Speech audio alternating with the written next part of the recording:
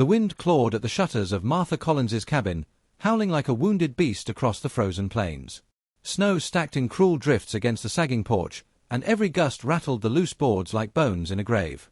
Inside, the old woman stoked the stove, its weak fire throwing more smoke than heat, while the weight of silence pressed heavy against her heart.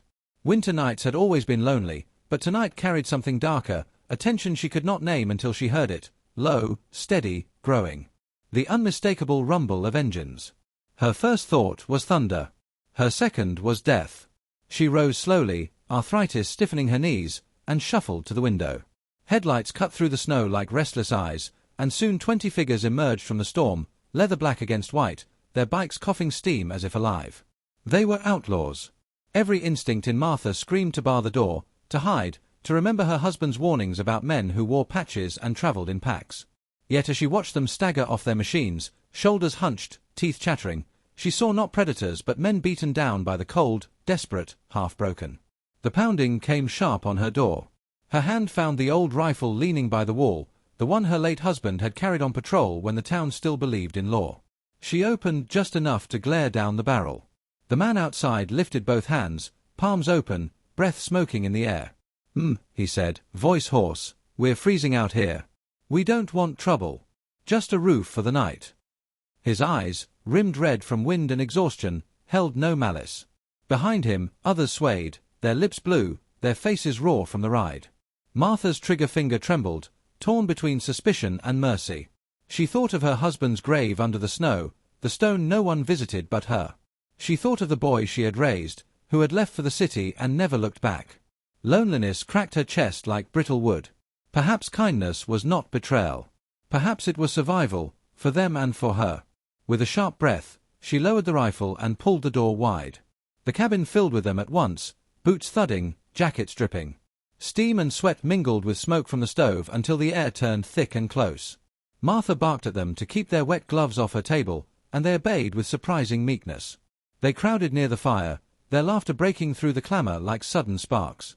One sniffed the pot on the stove and grinned, his beard iced over.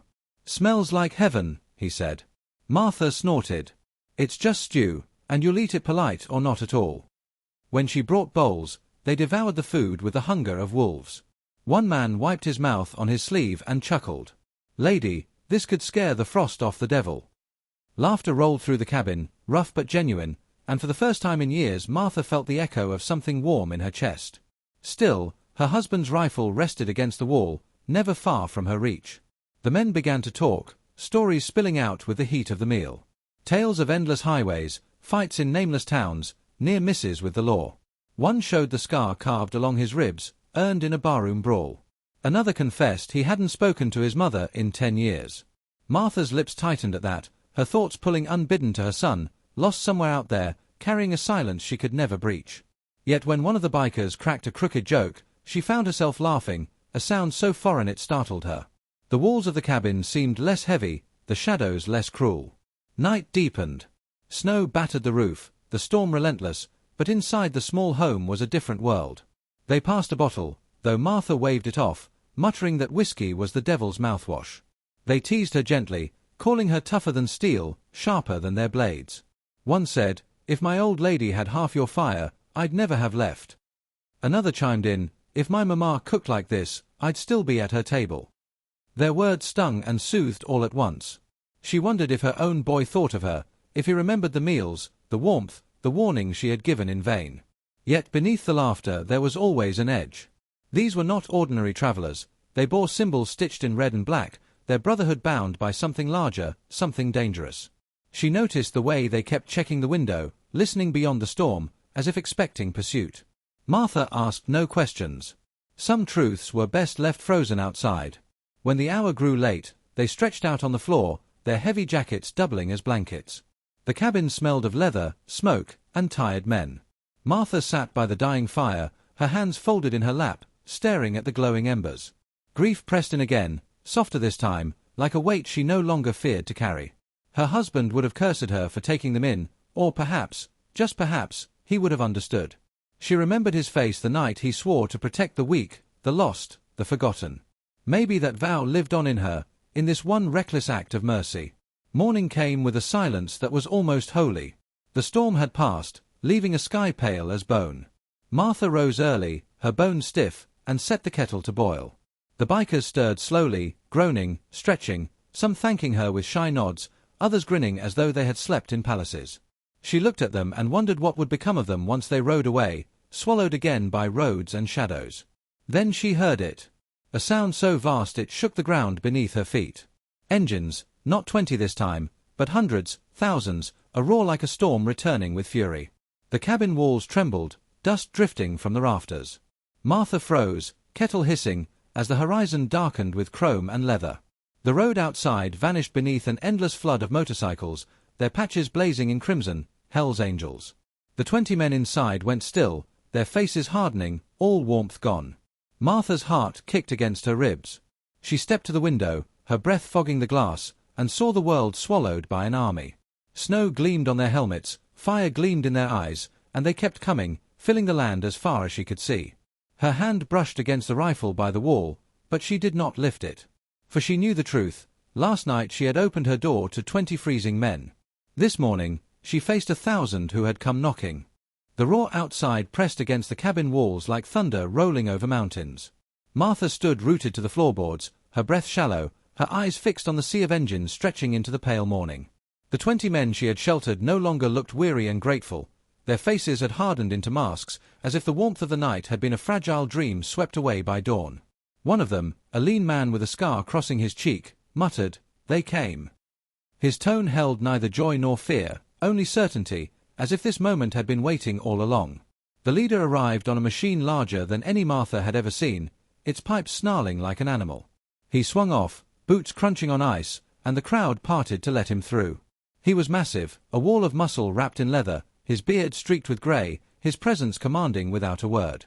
Martha's heart thudded as he stopped before her door, his eyes narrowing on the cabin, on her, on the men behind her who shifted uneasily.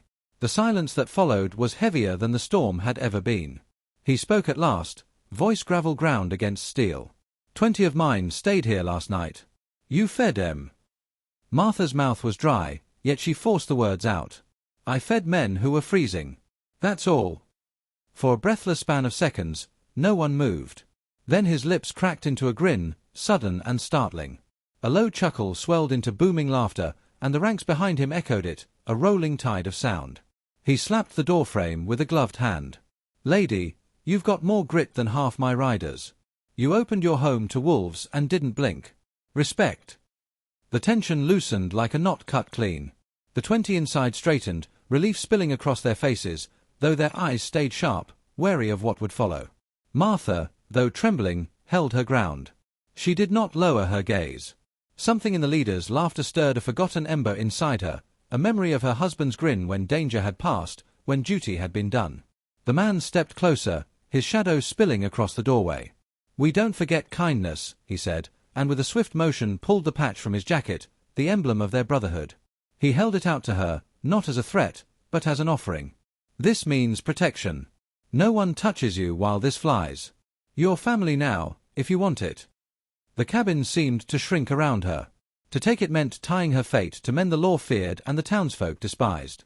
To refuse might offend them, and with so many gathered, offense could end in ruin.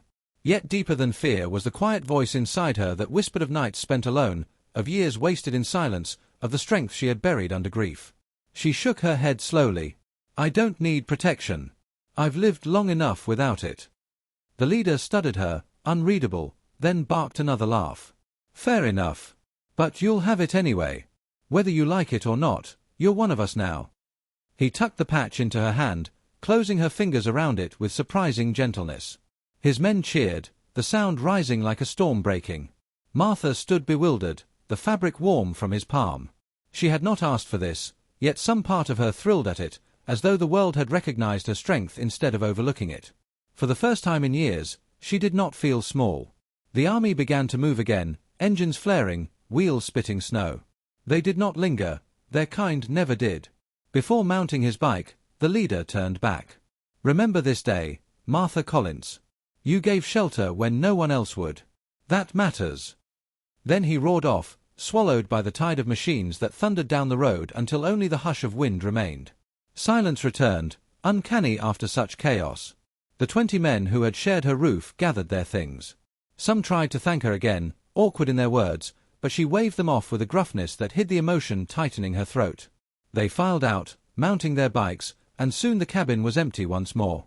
Martha stood alone in the doorway, the patch still clutched in her hand. The snow gleamed under the newborn sun, sharp and bright, as though the world had been scrubbed clean. She breathed deep, the air cutting and alive, and felt a strange lightness stir in her chest. Grief was still there, would always be there, but it no longer ruled her. She had opened her door to danger and discovered strength she thought long buried. She draped the patch over the back of a chair, unsure what it truly meant, yet unwilling to discard it. The house felt different now, less like a tomb and more like a hearth that had known laughter again. She touched the rifle where it leaned, then left it behind, stepping out onto the porch. The horizon was empty, but in her ears lingered the echo of engines, a sound that would never leave her. She realized she no longer feared it. Mercy, she thought, had been her sharpest weapon, and it had carried her through. The snow crunched beneath her boots as she looked to the sky, pale blue stretching without end. Somewhere beyond it lay roads she would never ride, sun she might never see, and men who would remember the widow who opened her door. For now, that was enough. If this story moved you, don't forget to like, subscribe, and share your thoughts in the comments.